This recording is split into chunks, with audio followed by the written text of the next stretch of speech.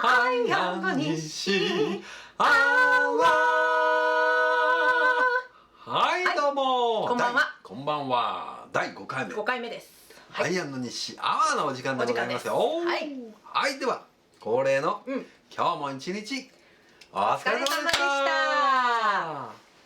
た。突然なんですけれども、よくこういった雑談系のチャンネルを見てますと、犬派ですか猫派ですか、だとか、ご飯派ですかパン派ですかとか、まあキノコ派ですかタケノコ派ですかとか、まあそういったね究極の二択みたいな、トピックをねよく見かけるんですよ。なので我々もやってみようかなと、思いまして、ただまあ同じことやっててもね、面白くないなと思うので、まあせっかくだからアイ&西らしい究極の二択をやろうと思います。はい。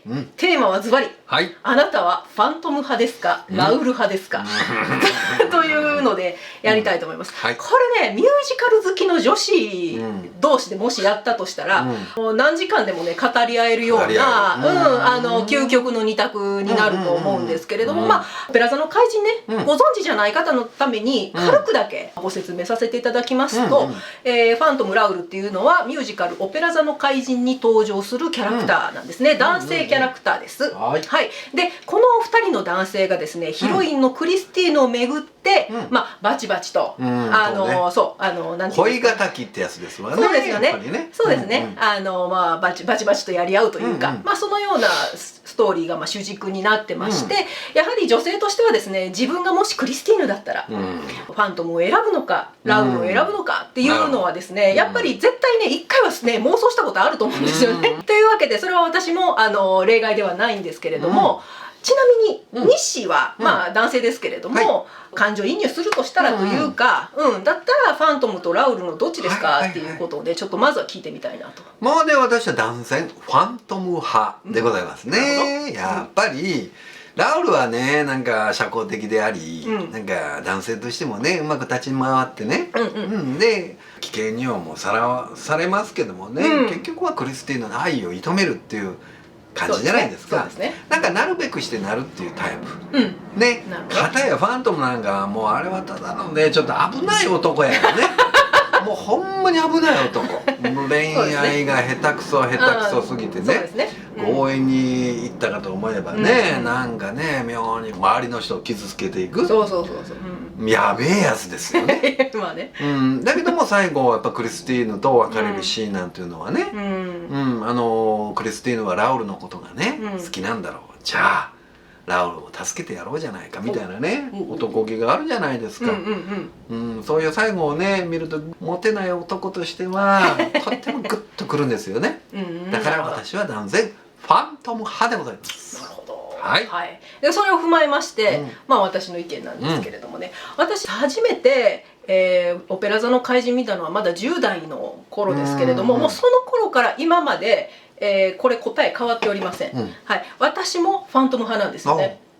そうなんですよ。でまあ普通に考えたら確かにラウルっていうのは顔よし身分も高いと、もちろんお金持ちだと、でクリスティーヌのことが大好きだし、でしかも勇気もあるね。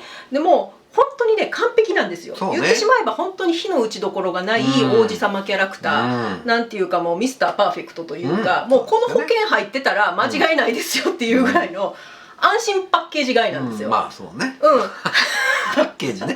安心パッケージみたいな人なんですよ。だから例えば結婚する相手というふうに考えた時にやっぱラウルみたいな人がいいわと。そりゃそうでしょ。あるいはまあね本当にイケメン好きっていう方であればもうラウル一択でしょうと。そりゃそうでしょ。ファントムについていって洞窟で生活するんですかっていう話やしね。洞窟でね。日の光を浴びずにね。日の光を浴びずに暮らすのは私はできると思いますよ。キャンドルだらけのね、まか不思議な洞窟の中で迷宮みたいなところでね夫婦生活を営む。嫌ですよ。嫌ですよね。いやわかるんですよ。でまあ大半の方がラウルの方がいいでしょうというふうに言うのはわかります。わかるんだけれどもやっぱりね私はね才能のある方すごい好きなんですよ。なるほど。才能だとか、まあ、例えば手先が器用ね、まあ、絵描かせたらうまいとか、まあ、字が綺麗とか、まあ、何でもいいんですけれども、やっぱりちょっと普通の人が持ってないような独特のセンスだとか、その人ならではの世界観みたいなのを持ってる人が好きで、そうなんですよ。そういう意味ではファントムってそこの面だけで見たら、もう超ハイスペックなんですよ。だって地下の迷宮作ったんですよ。だからまあ、もちろんそういう設計もできれば、じゃあ掘削工事もやってるやったいうことでしょ。掘削工事も耐震設計も補強工事もしたしっていうことで、全部キャンドルもね並べて火つけたのも彼ですよ。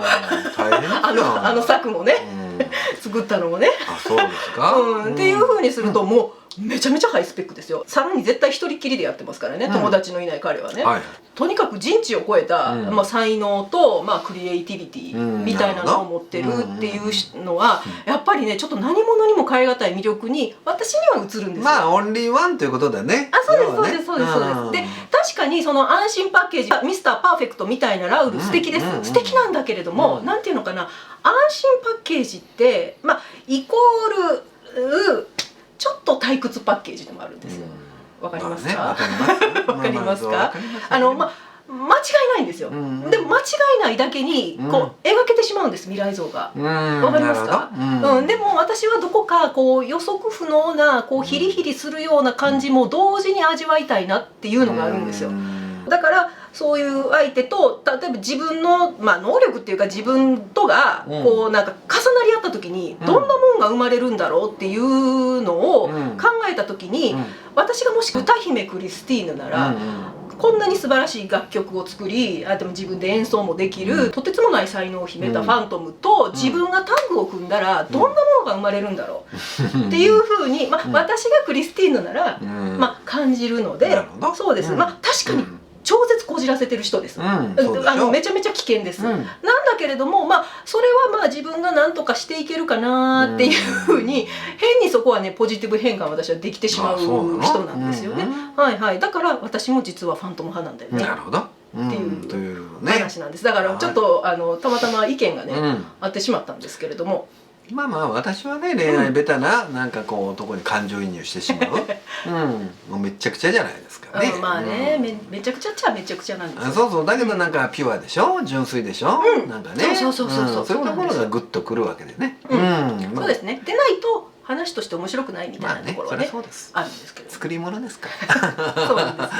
ただね西が言ってましたけれども、最後クリスティーヌはラウルのことが好きなんだな、だったらっていうふうなこと言ったじゃないですか。そこの解釈ね実はちょっと私違うんですよ。私ねその10代の時に初めてオペラ座の怪人を見て、多分今まで自分が見たミュージカルの中では一番多分数多く見てる作品なんですよ。でこの作品のすごく魅力だなと感じるところはやっぱりこうキャストが変わると、でまああと自分の年齢的なこともあるんでしょうけど、ちょっとずつこう解釈が変わってくる。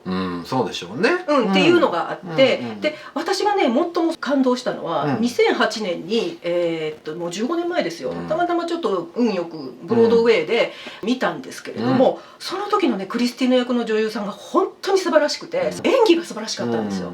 でまさに最後のシーンのクリスティーヌの演技を見た時に、それまでのオペラ座の怪人の自分の持ってた概念がもうガラッと崩れた瞬間だったんですよ。その時私が感じたのは、クリスティーヌはファントムを愛していたのかもしれない。愛していたっていうふうに思ったんです。それぐらい最後この2人が別れるシーンっていうのが、もう本当にクリスティーヌは身を切られるような辛い思いで、ファントムの元からまあ泣く泣く去ったっていうふうな、そういう演技に見えたんですよ。でもそれがこう感じ取れた瞬間、私は初めてオペラ座の怪人のラストシーンで涙を流したんですよ。でそういうふうに考えていった時にね、確かに全編通して見た時に、クリスティーヌはファントムのことを心底嫌ってるっていうことが分かるようなシーンは一つもないんですよ。怖がってはいるんですよ。ビビってはいるけれども、でもあなたのことが嫌いというようなことは明言はしていない。ファントムにももしかしたら十分に部があったんではないかなっっていうふうに思うんですよ。もしなるほど。まあだからファントムは危ねえやつだということにそうなんですよ。尽きるんですよね。そう危ねえやつだっていうことに尽きるんです。だから彼は自分に自信がないんですよね。こんな自分がまともにやってクリスティーヌの愛を勝ち取れるはずがないと。片やライバルはミスターパーフェクト安心パッケージみたいな男やと。そんなもん勝てるわけないやないかって言って彼が早合点したせいで、まあ彼はいろんな事件を起こしてしまうわけですよ。みんなを振り上がらせるようなね。そこでクリスティーヌがもうマックス怖い時ですよ、マックス怯えてる時にスッとラウルがやってきて、僕が守ってあげるよと、なるほど、君のこと愛しているよって、まあ、オールアイアスコーユーを歌うわけですよ、まあ、あれはね落ちない女はいないと思います、だから私はただただ、ファントムは悪手を打ち続けただけで、ラウルはもう本当に絶妙な、タイミングにファッと現れただけ、でファントムが普通にオープンハートで、クリスティーヌに対してこう愛を告白していたら、まあ、話は変わってたのかもしれないなというふうに私自身は解釈しています。そうなんですよ。愛ちゃんのねそういう解釈でした。なかなかまあそういう解釈してる人は少ないだろうなと思うんだよね。まあそこがね面白いところだし、そうね。そういうことがあるからこういうオペラ座の怪人という。まあ作品というかね、ストーリーもまあ色褪せずに楽しめるものなのかもしれない。不朽の名作ですよね、やっぱりね。っていうふうに思います。はい。はい。でちょっとね話変わります。コメントを募集しましたら、草組さんがねたくさんねコメントいただきました。本当ありがとうございます。私たちが山の中でパンクした時のね回なんかではね。私はちょっと溝にねタイヤをはまらしてしまってジャフさん読んで30分で来てくれたからお金かかんなくて済みましたね言ってね、テレビに関してはなんかうまく炭焼きができてるなっていう、ね、そうですね、なんか平和そうな感じがしましたね。そうですよね。まあそういう時代ですね、やっぱりね。そうですね。やっぱり一台のテレビを取り合う時代じゃないですね。昔ながらの昭和のね時代とはまた違うかなというところがありますけれども。はい、というわけでまた明日も見に来てください。はい、愛でした。西でした。アイ&西でした。おやすみなさい。おやすみなさい。ご視聴ありがとうございました。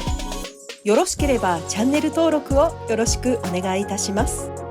メインチャンネルアイ&ニッシーデュエットもご覧いただけますととても嬉しいです。それでは次の動画でまたお会いいたしましょう。おやすみなさい。